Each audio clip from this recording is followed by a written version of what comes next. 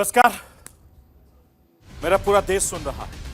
राष्ट्र की आवाज 140 करोड़ लोगों की एक ही आवाज। आपके साथ मैं हूं सरफराज। मैं सरफराज सैफी आपको बताना चाहता हूं, कड़ाके की सर्दी में हिंदुस्तान की राजधानी दिल्ली का सियासी पारा दिन भर चढ़ा रहा। लोकसभा चुनाव जैसे जैसे नजदीक आ रहा है, तमाम राजनीतिक दल अपने अपनी जोर आजमाइश में जुट गए हैं।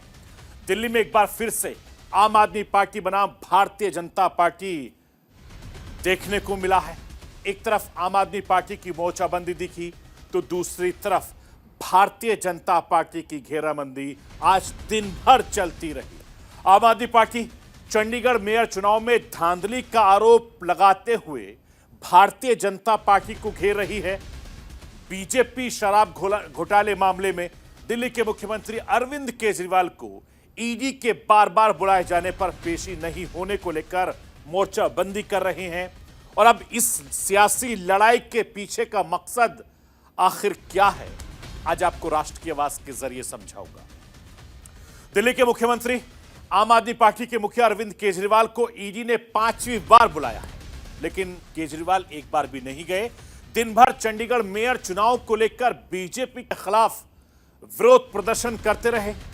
दूसरी तरफ बीजेपी फिर सड़कों पर उतरकर दिल्ली सरकार पर भ्रष्टाचार के आरोप लगाती रही और शाम होते होते दिल्ली पुलिस की क्राइम ब्रांच टीम मुख्यमंत्री अरविंद केजरीवाल के घर पहुंची। और यह लड़ाई, सियासी लड़ाई, लोकसभा चुनाव से पहले थमने वाली नहीं है। क्राइम ब्रांच की टीम आखिर क्यों केजरीवाल के घर गई है, आज ये आपको राष्ट्र की आवाज के जरिए बताऊंगा। हिंदुस्तान में करीब 2 महीने बाद आम चुनाव होने हैं। विपक्ष अभी तक दूर तक नजर नहीं आ रहा। मोदी सरकार पूरे आत्मविश्वास के साथ मैदान में है। अंतरिम बजट में भी इसके कुछ झांकियां देखने को मिली। विपक्ष दूर दूर तक नजर नहीं आया। विपक्ष के कुछ नेता जेल में हैं तो कुछ ईडी के दफ्तर के चक्कर काट रहे हैं। कांग्रेस भारत जोड़ो न्याय यात्रा पर है और इन सब के बीच कांग्रेस टीएमसी के बीच भी तकरार लगातार बढ़ती जा रही है। पश्चिम बंगाल की मुख्यमंत्री ममता बनर्जी राहुल गांधी के भारत जोड़ो न्याय यात्रा के बंगाल पहुंचते ही कांग्रेस को चैलेंज कर रही है। ममता बनर्जी ने कांग्रेस को क्या चैलेंज किया है, आज आपको राष्ट्र की आवाज के जरिए यह भी बताऊंगा, दिखाऊंगा, समझाऊंगा। मैं अपने हिंदुस्तान के कोने कोने की आवाज को दिल्ली तक पहुंचाता हूं। दिल्ली की आवाज को देश दुनिया के कोने कोने तक पहुंचाता हूं। नेताओं की आवाज को मैं आम लोगों तक पहुंचाता हूं। आम लोगों की आवाज को मैं अपने देश के हुक्मरानों तक पहुंचाता हूं। आपकी आवाज से मिलती है मेरी आवाज और बन जाती है राष्ट्र की आवाज।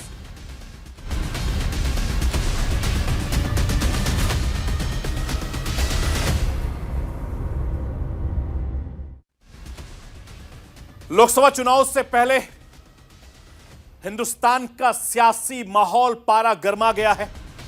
देश की राजधानी दिल्ली की सड़कें सियासत का अखाड़ा एक बार फिर से बन गई।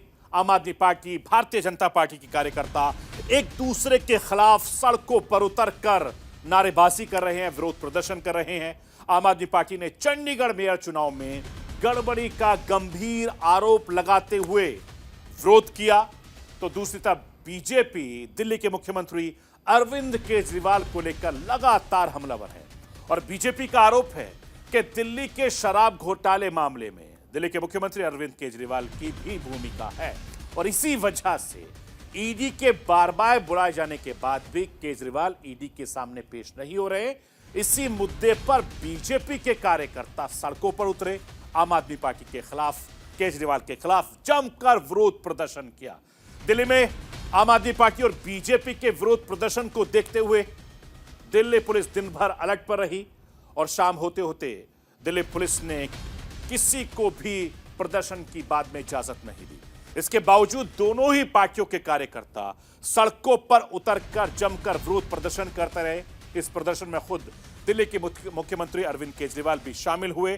प्रदर्शन के दौरान कार्यकर्ताओं को संबोधित करते हुए अरविंद केजरीवाल ने बीजेपी पर चंडीगढ़ चुनाव में गड़बड़ी का गंभीर आरोप लगाया, बीजेपी पर हमला बोला। मैं राष्ट्र के आवाज के जरिए आपको दिल्ली के मुख्यमंत्री अरविंद केजरीवाल को सुनवाना चाहता हूं। अरविंद केजरीवाल किस तरीके से अपने चित परिचित अंदाज में चंडीगढ़ मेयर चुनाव को लेकर बीजेपी पर गंभीर आरोप लगा रहे हैं, आप सुनिए। ये जो चंडीगढ़ का चुनाव है, ये दिखाता है कि इनका पाप का घड़ा कैसे भर गया था। जब पाप का घड़ा भर जाता है बहुत ज्यादा, तो फिर प्रकृति अपनी झाड़ू चलाती है, भगवान अपनी झाड़ू चलाता है, चीजों को ठीक करता है।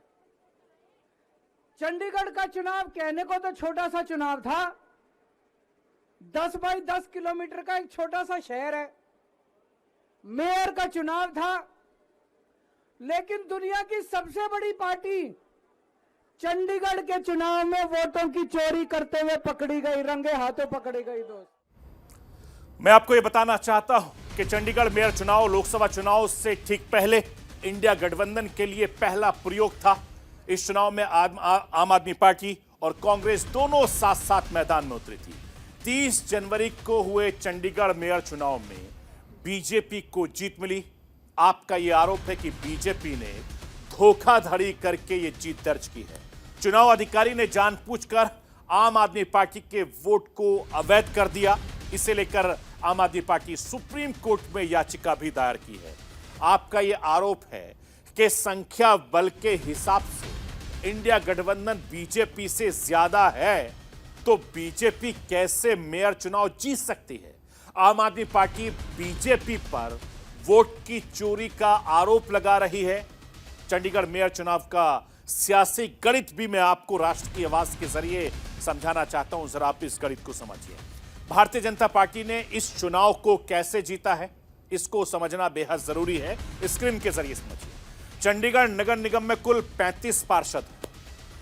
चंडीगढ़ सांसद को मिलाकर यह आंकड़ा 36 हो जाता है और बहुमत का आंकड़ा 19 है। सदन में बीजेपी के 14 पार्षद हैं, आम आदमी पार्टी के 13 पार्षद हैं और कांग्रेस के 7 पार्षद हैं। अकाली दल का 1 पार्षद है।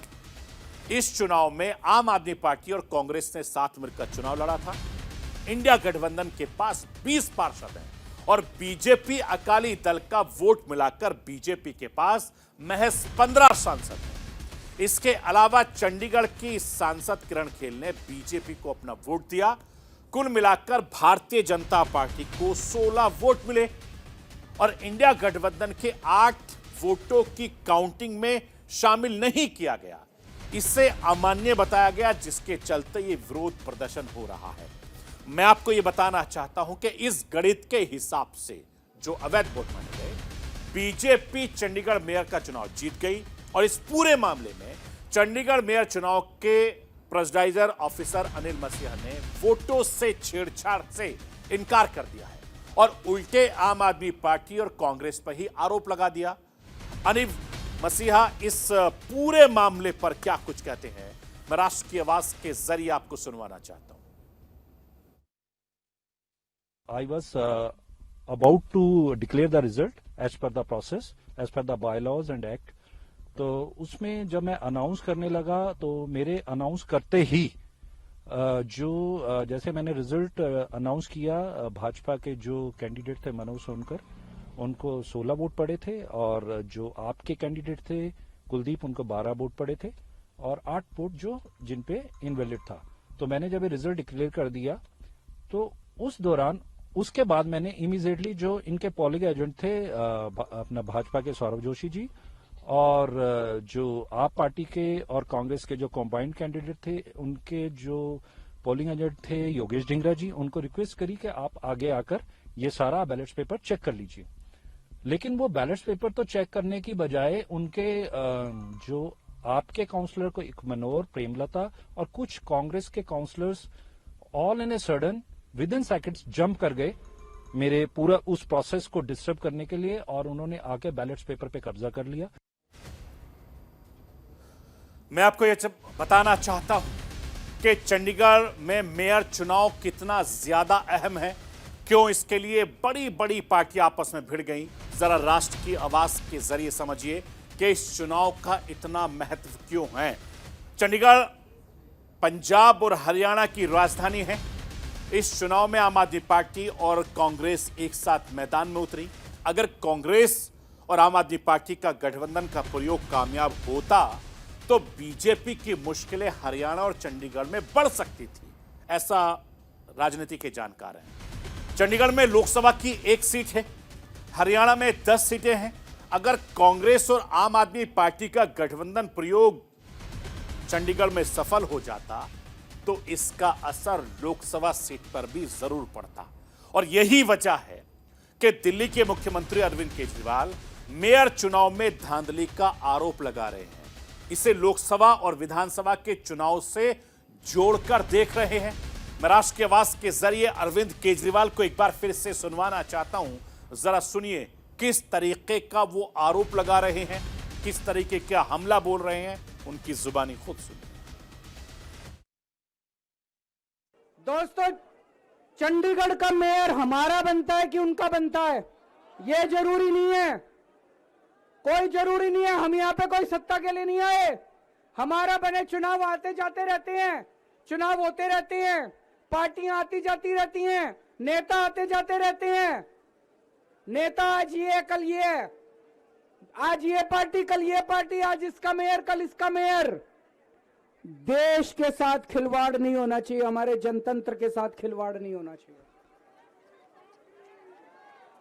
इन्होंने जो चुनाव के साथ खिलवाड़ करना शुरू किया है, इन्होंने जो जनतंत्र के साथ खिलवाड़ कैमरे के अंदर पकड़े गए, अगर ये चंडीगढ़ जैसे छोटे से चुनाव में इतनी बड़ी गड़बड़ कर सकते हैं तो जाहिर है लोकसभा के और विधानसभा के चुनाव में तो पता नहीं कितनी बड़ी गड़बड़ करते होंगे। है कि नहीं है? पूरे देश के सामने आ गया किस तरह से गड़बड़ करते हैं। इनके लिए देश जरूरी नहीं है, इनके लिए जनतंत्र जरूरी नहीं है। केवल और केवल सत्ता के लिए ये किसी भी हद तक जा सकते हैं। सत्ता के लिए देश को भी बेच सकते हैं, सत्ता के लिए देश को भी दांव पे लगा सकते हैं। दोस्तों, हम ये कभी नहीं होने देंगे। मैं आपको ये बताना चाहता हूं, अरविंद केजरीवाल सियासत के माहिर खिलाड़ी माने जाते हैं। अरविंद केजरीवाल ने मेयर चुनाव में धांधली का आरोप लगाकर दिल्ली में जमकर प्रदर्शन किया। ऐसे दिन को चुना जिस दिन केजरीवाल को ईडी ने 5वीं बार सम्मन भेजा था, पूछताछ के लिए बुलाया था। केजरीवाल को अच्छे से पता है कि सम्मन को लेकर बीजेपी उसे घेरेगी और सवाल पूछेगी, इसलिए अरविंद केजरीवाल ने इस खेल के रुख को ही मोड़ दिया। उल्टे भारतीय जनता पार्टी को घेरने के लिए कार्यकर्ताओं के साथ खुद अरविंद केजरीवाल सड़क पर उतर गए और बीजेपी के खिलाफ हल्ला बोल दिया। ईडी के 5वें सम्मन में भी दिल्ली के मुख्यमंत्री नहीं गए और चंडीगढ़ मेयर चुनाव को लेकर जमकर विरोध प्रदर्शन करते रहे। बीजेपी केजरीवाल के खिलाफ सड़कों पर उतरी और दिल्ली सरकार पर भ्रष्टाचार के आरोप लगाती रही। देश की राजधानी दिल्ली में जबरदस्त तरीके से आज दिन भर विरोध प्रदर्शन देखने को मिला। जैसे मैंने बताया कि एक तरफ आम आदमी पार्टी की मोर्चाबंदी दिखी तो दूसरी तरफ बीजेपी की घेराबंदी दिन भर चलती रही। भारतीय जनता पार्टी चुनाव पर ड्रामा करने का आरोप लगा रही है। मैं राष्ट्र की आवाज के जरिए आपको केंद्रीय मंत्री और दिल्ली की बीजेपी सांसद मीनाक्षी लेखी को सुनवाना चाहता हूं। सुनिए वो केजरीवाल को लेकर और उनकी सियासत को लेकर क्या कुछ कह रहे हैं।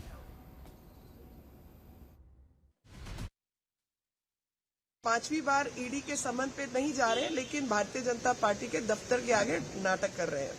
तो मुझे लगता है कि केजरीवाल का एक ही नारा, काम जीरो और ड्रामा सारा।